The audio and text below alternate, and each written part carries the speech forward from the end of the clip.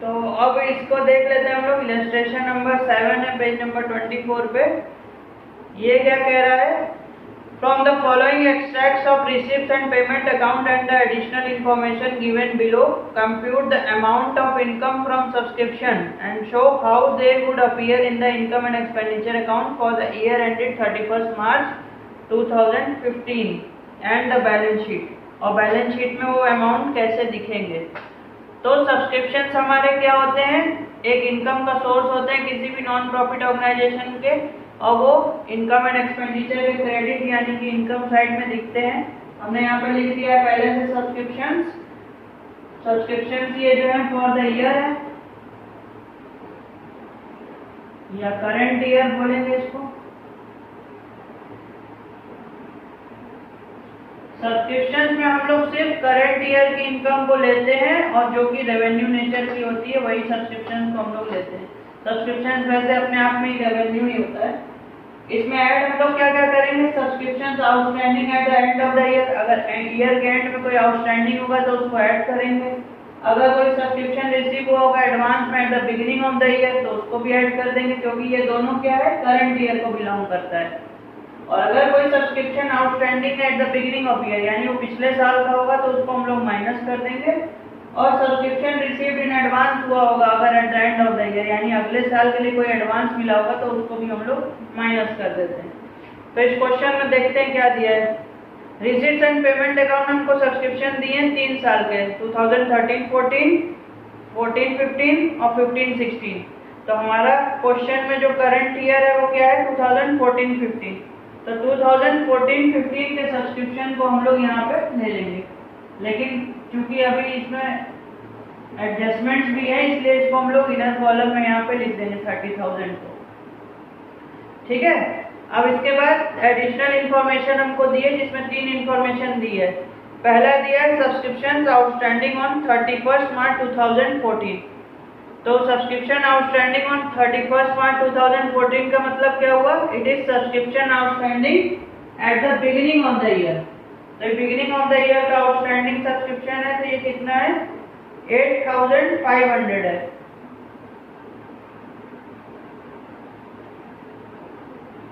ठीक है।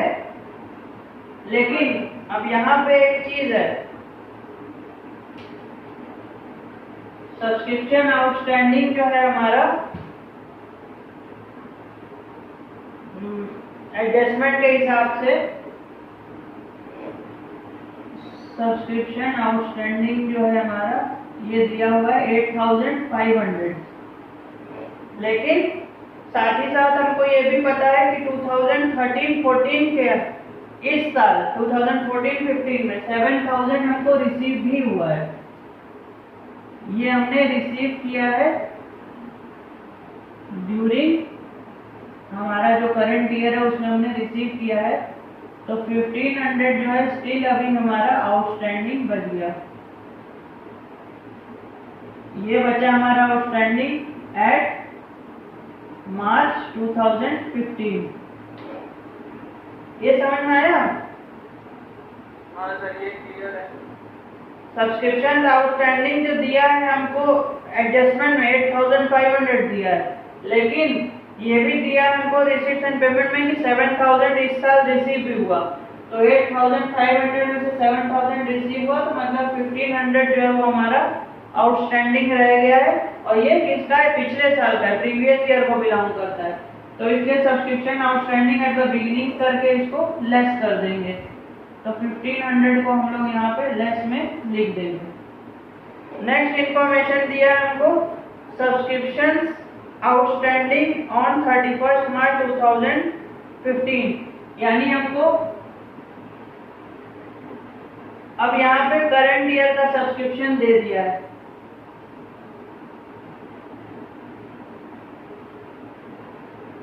Current year का आउटस्टैंडिंग कितना दे दिया हमको? 18,500 है ना। 18,500 हमको दिया है सब्सक्रिप्शन आउटस्टैंडिंग है हमारा इस साल का। लेकिन अभी हमने जस्ट निकाला कि पिछले साल का आउटस्टैंडिंग भी इसी में जो है एडिड है।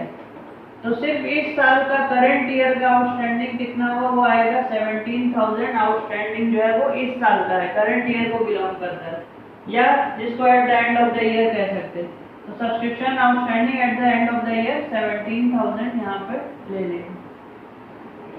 इसको करने का एक और तरीका भी है, यहाँ पे हम लोग दूसरा ये कर सकते हैं कि हम लोग सब्सक्रिप्शंस जो आउटस्टैंडिंग एट द एंड 31 मार्च 2015 को जो दिया था ये वाला, डायरेक्ट इसको हम लोग यहाँ पे ले लें, इसको अलग से ना लें और 1500 को अलग से ना लें, इन दोनों को अलग से ना लेके 18,500 को सिर्फ हम लोग ऐड कर दें डायरेक्ट। तो वहां पे भी हम लोग ऐसे भी इसको क्वेश्चन को कर सकते हैं।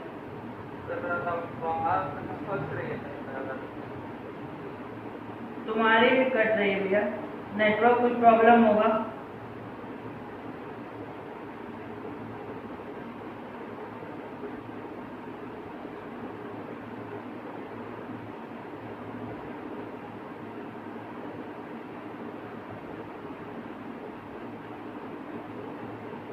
देखो अभी सही हुई।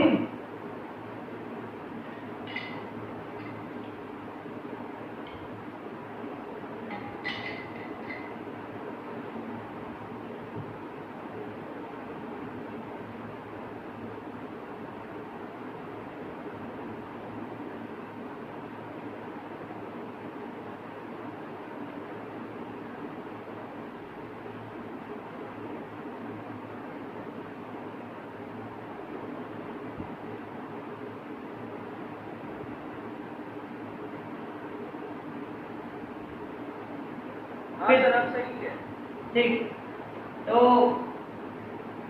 इसको हम बोल रहे थे कि दूसरे तरीके से भी कर सकते थे।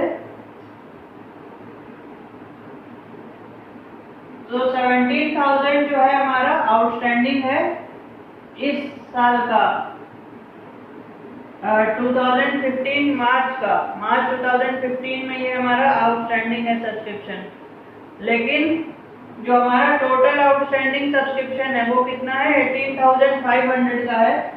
तो हम लोग यहाँ पे 18,500 वाले फिगर को ही लिखेंगे। तो outstanding at the end of the year हमारा सब्सक्रिप्शन जो है वो दिया है 18,500। आउटस्टैंडिंग एट द बिगिनिंग दिया था 8,500, लेकिन 7,000 रिसीव हुआ था इसलिए 1,500 हो गया। फिर हमको दिया subscription received in advance as on 31 March 2014, यानी ये सब्सक्रिप्शन रिसीव हुआ एडवांस में at the beginning of the year, यानी करंट ईयर को बिलोंग करता है। तो उसको हम लोग यहाँ पे ऐड कर देंगे।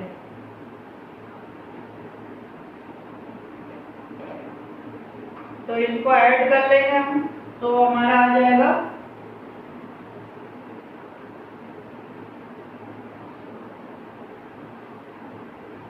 52,500। और फिर subscription received in advance at the end of the year, ये नहीं है, हमारे क्वेश्चन में दिया नहीं है।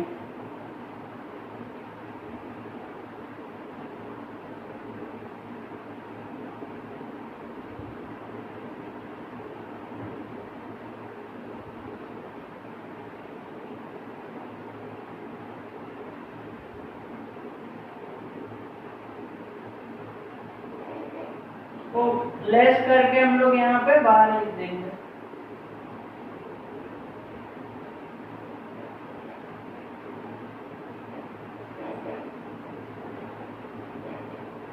तो टोटल सब्सक्रिप्शन पर हमारा करंट ईयर जो है वो हो जाएगा 51,000 रुपीज का।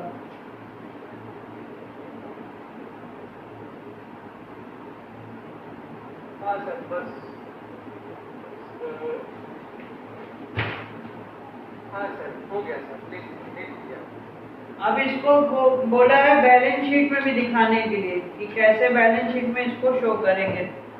ये नोट कर लिए ना? हाँ सर, कर लिए।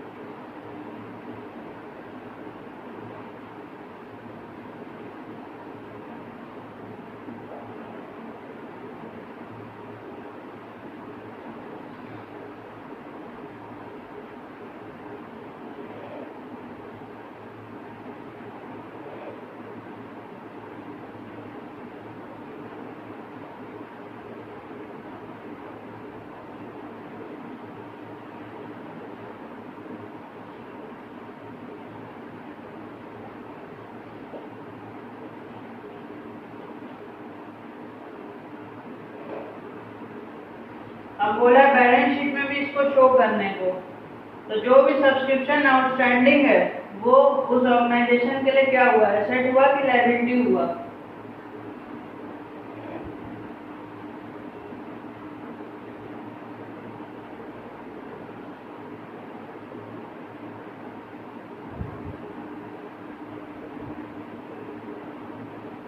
सब्सक्रिप्शन आउटस्टैंडिंग क्या होता है, एसेट होता है कि लायबिलिटी होता है? सर एसेट जो मिलने वाला होता है लेकिन अभी तक मिला नहीं होता है। सब्सक्रिप्शन आउटस्टैंडिंग बेसिकली क्या होता है, accrued subscription, meaning subscriptions due but not received, मतलब ड्यू हो चुका है लेकिन अभी मिला नहीं हमको। तो इसमें 2013-14 का जो ड्यू था वो था 1500 का, और 2014-15 का जो ड्यू था करंट ईयर का वो था 1700 का, सॉरी 17,000 का। तो ये टोटल हो गया 18,500 का। और सब्सक्रिप्शन रिसीव्ड इन एडवांस हुआ था,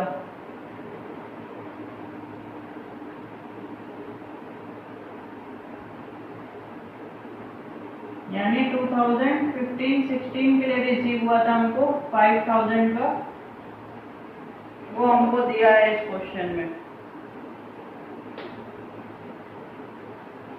तो वो हम लोग यहाँ पे लायबिलिटी साइड में लिख देंगे, क्योंकि ये इस ईयर को बिलोंग नहीं करता, इसलिए ये as a liability, current liability बन के नेक्स्ट ईयर में जाएगा, और नेक्स्ट ईयर में फिर उसको हम लोग कंज्यूम कर लेंगे अपने अकाउंट में।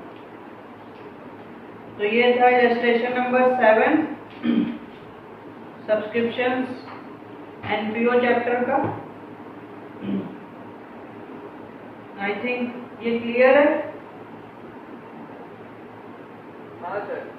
ठीक है, तो अब यहीं पे एंड करते हैं इसको, फिर नेक्स्ट क्लास में हम लोग देखेंगे।